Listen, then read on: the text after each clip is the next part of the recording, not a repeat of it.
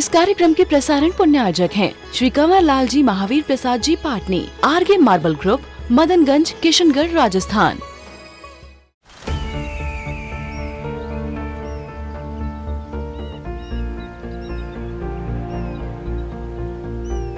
जो बनकर मेरा हमसफर आएगा, सिर्फ उसी को फर्क नजर आएगा। शुरू करो, डालो बुनियाद, घर महल नजर आएगा। वंडर लाइए, वंडर अपनाइए, फर्क नजर आएगा।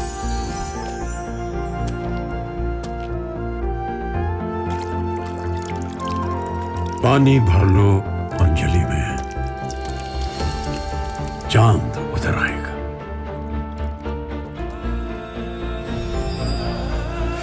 वंडर है ना, वंडर लाइए, फर्क नजर आएगा।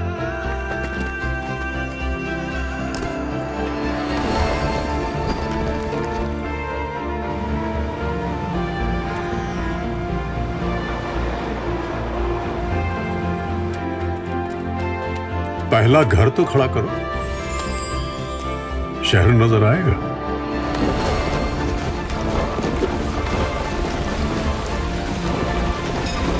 साल बरस और सदी नहीं, एक युग गुजर जाएगा। उम्र न पूछो वंडर की, जब फर्क नजर आएगा। वंडर सीमेंट, फर्क नजर आएगा। आचार्य भगवान कहते हैं, कई बार हमें प्रभु मिले और कई बार हमने इनकी श्रद्धा रखी, लेकिन वह श्रद्धा सुश्रद्धा नहीं हो पाई। वह श्रद्धा किसी गलत इंटेंशन को लेकर के हो गई। ऐसे ही होता आया है हर बार। अब आप कहोगे कि महाराज जी, जब आपत्ति बहुत आती है, अब इनसे ना मांगे तो हम किन से मांगे।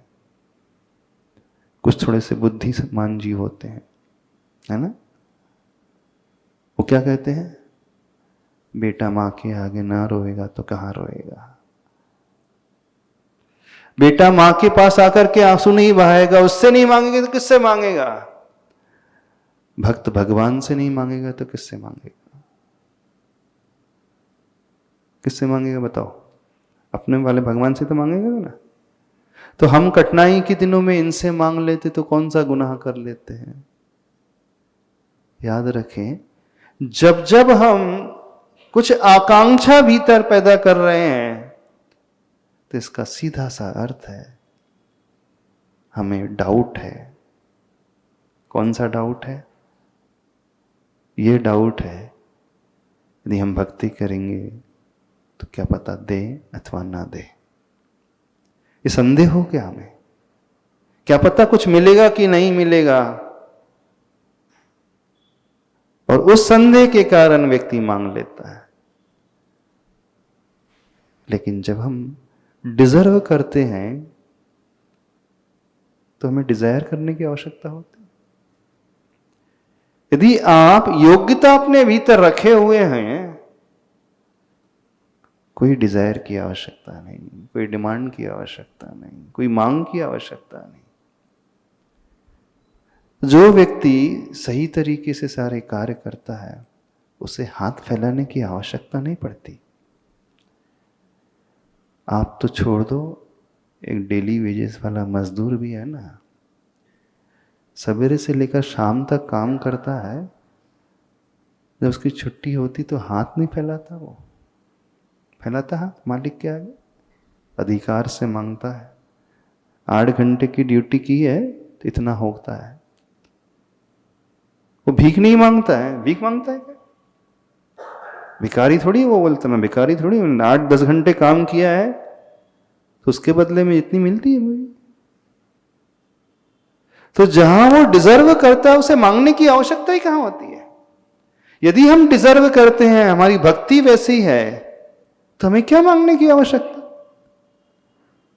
अधिकार से हो कहो ना, हम भक्ति कर रहे हैं, कोई ऐसा वैसा काम थोड़ी कर रहे हैं।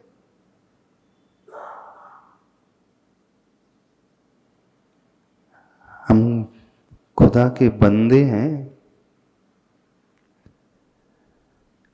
कोई मजदूर थोड़ी है कि भक्ति के बदले में डिमांड कर लें।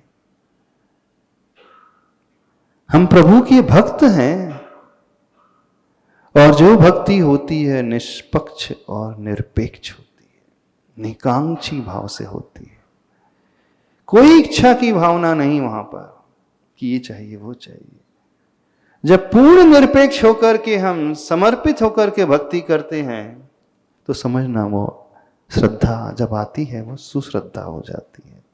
इसलिए आचार्य भगवान को लिखना पड़ा सुश्रद्धा ममते मते, लिखना पड़ा उन्हें आचार्य समंत स्वामी जी को, क्योंकि उन्होंने देख लिया कि संसार में कुश्रद्धा भी बहुत करने वाले होते हैं जी।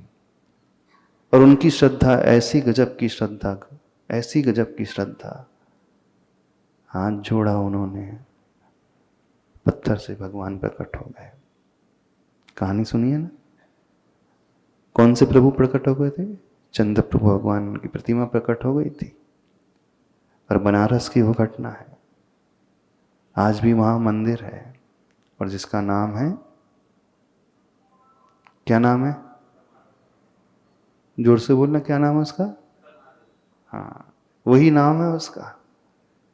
सत्य घटना घटी थी, ऐसी श्रद्धा थी उनकी, ऐसी श्रद्धा थी, प्रभु को प्रकट होना पड़ा। श्रद्धा वो कहलाती है। और बाकियों की श्रद्धा कैसी है ऐसी श्रद्धा? क्योंकि जो श्रद्धावान जीव होता है वो आकांक्षा से भी रहित होता है और भय से भी रहित होता है, निर्भय होता है, उसे कोई डर नहीं। तो उन्हें कोई डर नहीं था आचार्य प्रवर को। राजा ने बंदी बना लिया, कोई डर नहीं। मैं नमस्कार करूंगा तो भगवान को आना पड़ेगा, मैं नमस्कार करूंगा तो भगवान को स्वयं देना पड़ता है।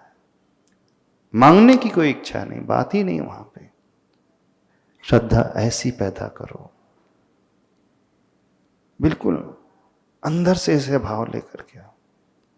विश्वास तो रखो, विश्वास उन प्रभु पर रखो और विश्वास अपनी भक्ति पर रखो। जब विद्यार्थी पेपर लिखता है तो उसे मार्क्स को मांगना नहीं पड़ता। जिसने पूरा पेपर अटेम्प्ट किया अच्छे से, उससे कोई डर भी नहीं रहता। वो गिड़गिड़ाता नहीं टीचर के आगे कि पूरे मार्क्स देना आपको, कभी नहीं बोलता। उसे पता है मैंने हर क्वेश्चन का आंसर बड़े अच्छे से लिखा है, पूरा लिखा है। तो जो पूरा पेपर लिखता है न उसे कोई डर होता है और न ही कोई आकांक्षा होती है, गिड़गिड़ाना पड़ता है टीचर के आगे कि टीचर आप मार्क्स दे देना, नहीं। और जैसे उसकी भक्ति होती इस प्रकार से, उसे न गिड़गिड़ाना पड़ता है और न ही उसे कोई भय लगता है। जब हमारी श्रद्धा भय और लोभ से ऊपर उठ जाती है, हमारी श्रद्धा किसी कषाय के भाव से ऊपर उठ जाती है, तो मानना वो श्रद्धा सुश्रद्धा है। नहीं है तो कहीं ना कहीं क्वेश्चन मार्क अवश्य लग जाता है। और आज तक यही करते हुए आए हैं, प्राय सभी लोग यही करते आए हैं। इन्हीं सच्चे भगवान को पूजा है, लेकिन इनसे भी मांग लिया, इनके आगे भी आकांक्षा रख दी, इनके आगे भी लोभ कषाय रख दी, अथवा इनके आगे क्रोध की भावना रख दी, वैर की भावना रख दी। कहने का अभिप्राय, हमने प्रभु को पूजा तो, लेकिन सिर्फ अपने स्वार्थ के लिए पूजा। और जहां स्वार्थ आगे आ जाता है वहां भक्ति नहीं होती है, वहां लेन देन हो जाता है, व्यापार हो जाता है ना। आपने भक्ति करी, भक्ति के एवज में क्या ले लिया? तो हर भाव में यही गलती हुई। भक्ति के नाम पे इस संसारी जीव ने सिर्फ बनियागिरी करी है, सिर्फ व्यापार किया है, इससे ज्यादा कुछ नहीं किया। हाँ, भक्ति करोगे, मांगोगे, मिलेगा, नो डाउट। रावण को भी मिल गया था, मिल गया था, उसकी सिद्धि हो गई थी, बहुरूपनी विद्या सिद्ध हो गई थी। आप मांगोगे मिल जाएगा, क्योंकि आपने भक्ति की है, कुछ काम किया है, तो उसके बदले में फल तो मिलेगा। लेकिन भविष्य में क्या होगा? रावण का क्या हुआ? रावण नरक गया। साधना करोगे, ख्याति पूजा के लिए करोगे, तात्कालिक हो सकता है लाभ हो भी जाए, स्वर्ग आदि मिल भी जाए, लेकिन भविष्य में सिर्फ भटकन के अलावा कुछ नहीं। और वही भक्ति समीचीन रूप से करोगे, क्यों घबराते हो? ये तो सब मिलेगा ही, बल्कि इससे भी कई गुना अधिक अपने आप मिल जाएगा। इसलिए श्रद्धावान जो जीव होता है वो अपने आप में भय और लोभ से ऊपर उठा हुआ होता है। ऐसे भक्ति की जाती है प्रभु की। कुछ समझ में आ रहा है? नहीं समझ में आ रहा? कठिन तो नहीं लग रहा? क्योंकि हम आपकी बातें यानी आपकी इच्छाओं को छुड़वा रहे हैं। और जिसे जन्म से पकड़ा हुआ व्यक्ति, उससे कहो कि छोड़ दो, अच्छे अच्छे नहीं छोड़ पाते, अच्छे अच्छे नहीं छोड़ पाते। जो आदत बन गई है ना, प्राय सबकी आदत बनी है, उनसे कहो कि छोड़ दो, ये गलत है, नहीं छूट पाती। उसे लगता है मैं गलत थोड़ी कर रहा हूं। विश्वास मानो, ये श्रद्धा सही है ही नहीं। तात्कालिक लगेगा, कुछ लोग कह भी सकते हैं कि आपकी भक्ति बहुत अच्छी है, आप बहुत अच्छे से कर रहे हो। उनकी बातों को सुनकर के आपको यह भी लगने लगेगा कि नहीं, जब दुनिया कह रही है गलत तो नहीं कह रही है। दुनिया को सिर्फ आपकी क्रिया दिखती है, लेकिन आपके इंटेंशन उन्हें नहीं दिखते। रावण की भक्ति दुनिया को दिख रही थी, रावण का इंटेंशन अलग था।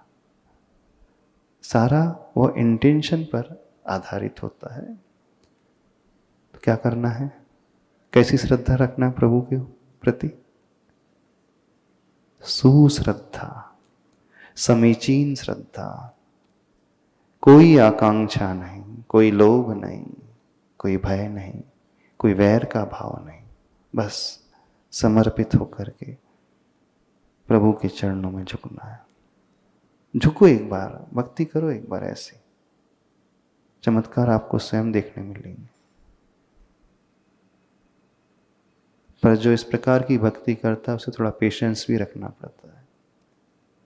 नहीं है तो आप बोलोगे कि हाँ मैं बिना मांगे भक्ति करूँगा, बिना मांगे श्रद्धा रखूँगा, कोई लोभ का भाव नहीं, और पूजा की फिर देखते रहोगे कुछ मिल रहा है कि नहीं। कथा आती है आगम में, एक बार एक मुनिराज के आहार एक झोपड़ी में हो जाते हैं। तो जहां मुनिराज के आहार होते हैं वहां पंचाचार हो गए, रत्नवृष्टि हो गई। देवता लोगों ने गंधोदक वृष्टि, जय जयकार, दुंदुभी आदि बजा दी। उसी झोपड़ी के बाजू में एक बहुत बड़ा घर था और वहां भी एक सेठानी रहती थी। जब उसने देखा एक छोटी सी झोपड़ी में बुढ़िया के यहाँ रत्नवृष्टि होने लगी, तो उससे पूछा जाकर के रत्नवृष्टि कैसे है? तो उसने कहा कि आज मेरे घर में मुनिराज के आहार हुए, और ये सामान्य मुनिराज नहीं, रिद्धिधारी मुनिराज थे। इनकी रिद्धि के प्रताप से पंचाचार हो गए, रत्नवृष्टि हो गई। अब उसने भी चौका लगाया, संयोग देखो या उसका पुण्य कहो कि उसके घर भी रिद्धिधारी मुनिराज का पड़गान हो जाता है। अब वो आहार देती है, एक ग्रास देती है और खिड़की से झांक करके देखती है, कुछ गिरा कि नहीं, कोई रत्नवृष्टि हुई कि नहीं। फिर दूसरा ग्रास दे रही है, फिर देख रही है, और पूरा आहार हो गया। पूरा आहार होने के पश्चात ओरिजिनल रत्न तो दूर, डुप्लीकेट भी नहीं गिरा, एक रत्न भी नहीं मिला। बड़ी परेशान है, पूछती है मुनिराज से, कल आपके आहार बाजू में हुए थे और रत्न वृष्टि हुई थी, पर यहां कुछ भी नहीं गिरा। क्या कहते हैं मुनिराज, जिस बुढ़िया ने आहार कराए थे वो तो भक्ति से भर करके करा रही थी, और आपने जो आहार कराए किस लिए? किस लिए? रत्न वृष्टि हो जाए। तो चाहने से नहीं है। अब आप भी पूजा करो कहाँ और ये कहने लगो, सोचने लगो कि नहीं अब हम मांगेंगे नहीं। अब पूजा करने के बाद देख तो ले कुछ अपने आप मिल रहा है कि नहीं, तो और नहीं मिलेगा, क्योंकि आपका भाव ही बदल गया।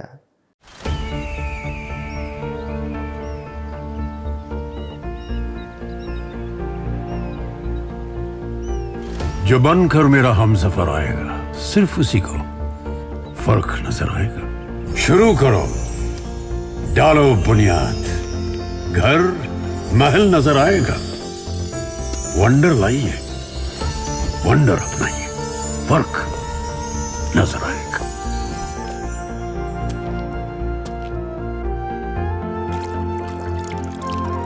पानी भर लो अंजलि में, चांद उतर आएगा।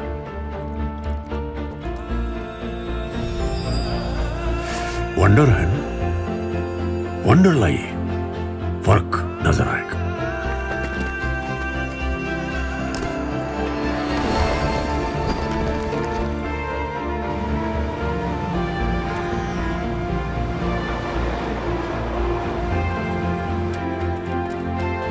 पहला घर तो खड़ा करो, शहर नजर आएगा।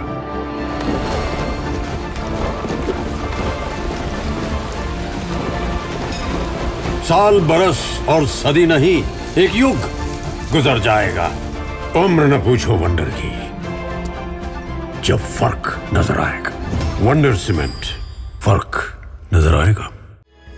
इस कार्यक्रम के प्रसारण पुण्य आयोजक हैं श्री कंवर लाल जी महावीर प्रसाद जी पाटनी, आरगे मार्बल ग्रुप, मदनगंज, किशनगढ़, राजस्थान।